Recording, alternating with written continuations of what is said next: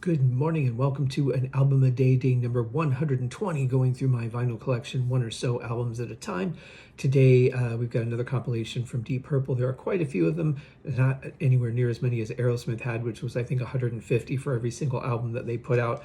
But this one was one I got fairly early on. I know it's one that a lot of people have mentioned to me that was kind of their gateway into Deep Purple. So compilation albums were a very beneficial thing for record companies. I'm talking, of course, about the 1978 release, When We Rock, We Rock, and When We Roll, We Roll. That's hard to say. Really bizarre spaceship concept, which is interesting. I mean, I get it. It kind of correlates to possibly one of the songs. But I love the color of it. I love that it's not purple, actually, because that would be kind of ridiculous. This seems more to be like on par with a spaceship theme, which I think is really cool. Nice font, too. I actually like the font for the band logo. This is an actual 1978 Warner Brothers copy. It is in what's called a gold disc pressing, and it has that sort of white label, not the street logo or not the green one or anything like that. And on the back, very simple, it does say that the album contains previously released material, which is cool because, as a fan or somebody who's like getting into the band, trying to collect or whatever, there's really nothing extra special about this. It's stuff that's already out there, but very nice.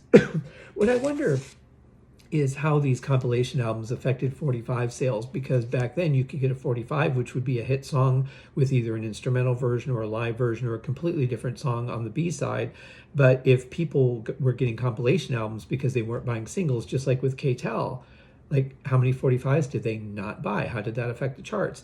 That would be interesting to know. Probably no possible way to find out. But let's talk about the music, because there are some great tracks selected for this one. Going with the space theme kicking off side one, we have Space Truckin'.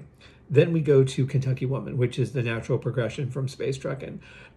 We move on to Hard Road, or Wring That Neck. Hard Road in America, Wring That Neck in countries where you could have aggressive album covers like a tank on it. And then ending side one with Burn, absolutely killer track, one of my favorite Deep Purple songs. And it's not even because there's so much drum solo in it. I mean, that's one of the things I love about it, but we'll get there. Starting with side two, we've got a live version for some reason of Woman from Tokyo. Then we move on to Hush, going back to Mark 1. Jumping forward to Machine Head, we have Smoke on the Water, and then ending with a live version of Highway Star. Now, it doesn't note where these live versions come from, but it just says that they're live. So that's really all that we have to go with, unless the album says it, and I don't know if it does or not. Let's see here. No, in fact, on the album, it doesn't even list that they're live versions. It just lists the song name, so you don't even get that. Kind of weird, but anyway, it's a cool compilation. Obviously, very well-known songs that did great for the band, songs that were fan favorites. So it's a good compilation. Just the album concept is a little weird, but great one to pick up if you're looking into like getting into the band and seeing, who are these guys? Do I like them? Do I want to get into more? Kind of touching on some of the hits. And before I go today, I want to reach back out about yesterday's episode where I talked about Salisbury.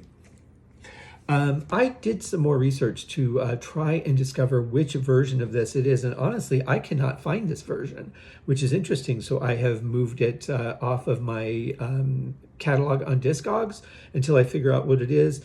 There's a really big tell on the second side that kind of verifies it's not maybe even a 1973 copy, and that is that there is a little star where it says the Salisbury album title, and then the copies that I found under this label with this configuration had a little another line of text right here, and that does not appear on this album, so it is not that version. I honestly have no idea which version this is.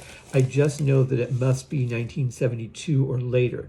Now, the only Mercury releases that they had on Discogs were 1971 and 1973, and I checked all of the ones that matched this album cover because some have the other album cover, and I'm going to have to go back and check those because maybe somebody uploaded the wrong album cover. But according to this is not listed on Discogs, so it's very, very interesting. Not sure what it is. Hopefully I'll be able to figure it out at some point, but for now it's one of the 5 albums that I cannot identify in my collection, which kind of keeps it exciting since I'm not really buying any vinyl right now. It kind of gives me something to work on and makes me feel like I'm still doing something for the collection. And, as a side note, that's kind of the weird thing about being a collector is when you're kind of done collecting, at least the things that are within your price range. I found some of the Uriah Heep albums, $300, $500 on eBay right now. And obviously I'm not going to be doing that. But it kind of leaves you a bit of an empty feeling when you're done with the collection. So at least it gives me something to work on and try and identify. I don't know, kind of interesting. We shall see where it all ends. But anyway, hope you guys have a great day. It is Friday, so for those of you who work banker's hours, I hope that you have a great weekend ahead. For those of you who don't, I just hope you have an awesome day, because you know what? Why not? We'll see you guys tomorrow in the next one. Cheers.